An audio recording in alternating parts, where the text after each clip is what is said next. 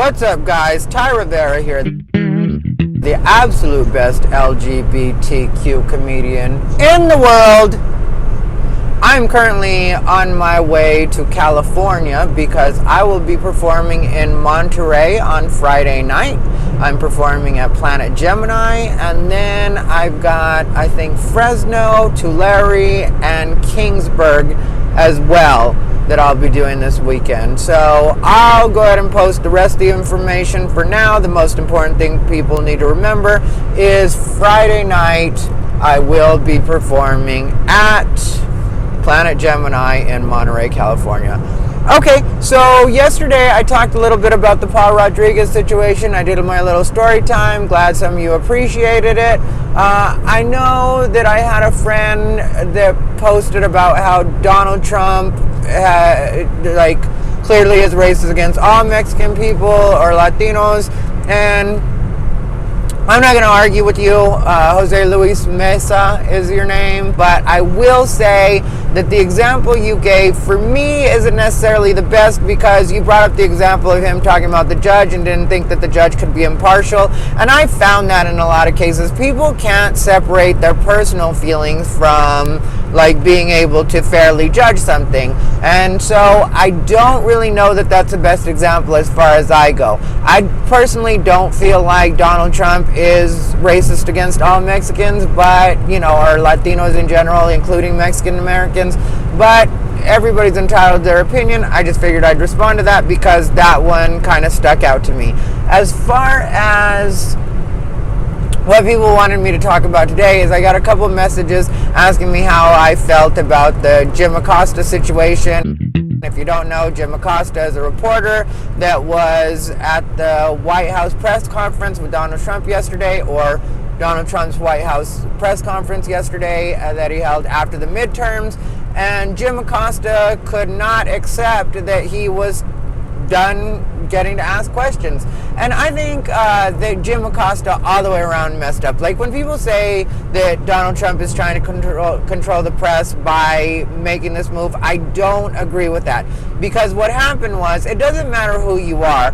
Once you've asked your questions, or it seems to the person that's holding the press conference, giving the press conference, that you're either done with questions or you're headed down a route that they're not necessarily willing to go down with you. And it's like, when people decide that, a lot of times people are like, oh, well, you must be guilty. Oh, well, it must be. And it's like, no, sometimes it's just like, I've already answered that, or I don't like the way you're phrasing it, because the way you're trying to couch a particular situation is to suit a narrative that you want it to be. And I watched it again today, the full press conference in its entirety, and I saw some people last night saying, he seemed like he was on the defensive the whole time, and it was like, no, not really. But when you have CNN, who clearly has a contentious relationship with Donald Trump, whether you're on CNN side or Donald Trump side, you have to admit, if you're a person with eyes that's been paying attention, this CNN, the network, does have a contentious relationship with Donald Trump. They have a mutual distaste for each other. So when that's the situation, and you know somebody from that outlet is getting ready to ask you a question, the worst thing that person can do is start off with, I'm going to challenge you on something you said. Okay, well, now you already set the person up in a defensive posture. So from here on out, whatever happens is on you. That's the way I feel about it. And so he went on to ask his question, and he brought up the thing about the caravan and asked if Donald Trump thought that he was demonizing immigrants, in order to sway voters. Which, I guess for the people that are really liberal and that just suits what it is they want to put out there, that's an okay road to go down. But I'm going to tell you guys, and I try to tell every once in a while, I try to talk to my super liberal friends, because it's not that I want you to lose, and I personally don't identify as either party specifically. I vote based on who I feel something from, or who I feel is going to help get us ahead. Like Kirsten Sinema, I had somebody very close to me tell me that I shouldn't vote. because I said that I was going to vote for Kyrsten Sinema, which that one we still don't have a definitive result on, and so we'll keep posted on that. But I told someone that I liked that I was going to vote for Kyrsten Sinema. Then they told me I shouldn't vote, and I laughed it off because this person is very close to me, and I'm not going to get in an argument with them. I just voted for who I voted for, right? But the reason I voted for Kyrsten Sinema is because Kyrsten Sinema does have a record for reaching across party lines and actually doing business with the Republicans, which is what I personally, as an American, want. I don't want to continue to argue with people, other Americans. I feel like we all should be trying to get ahead and help our country get ahead, because our country getting ahead will help us get ahead. So I'm not a person that's like staunchly Republican and anything the Republican Party does. I don't feel like that would serve me. And if you feel like that's what serves you, I understand that, because the way it's set up is so that it's almost like you have to pick a side like that. Because, you know, like the thing with Democrats was there was the worry that too many Democrats would win, and then they would try to impeach Donald Trump, which sometimes it does get like, can you guys just stop and accept that Donald Trump is our president right now? And I know some of you are right now at home like, I will never accept that he's my president. I will never. Okay, well, you live in that panic, because that's not where I want to live. Like, I have just a different way of looking at things, and I'm willing to accept that you have a different way of looking at things. The problem for me comes in where I express the way I feel about things, and then people get mad at me and they want to call me stupid and they want to call me names, and it's like, well, how would you ever think that that's something that you can do and have it get the result that you want? And why would I want to listen to you when you've already said that you think I'm stupid? So just a little something to think about if you're one of those people. But what I will say is, you know, people are also worried that Donald Trump is going to stop the Mueller investigation, which is the investigation into the Russian collusion, or him colluding with the Russians. And I got to be honest with you guys, I am for that, because it is costing the taxpayers a lot of money to have this investigation, where I feel like if there was something going on, I think they would have found it by now.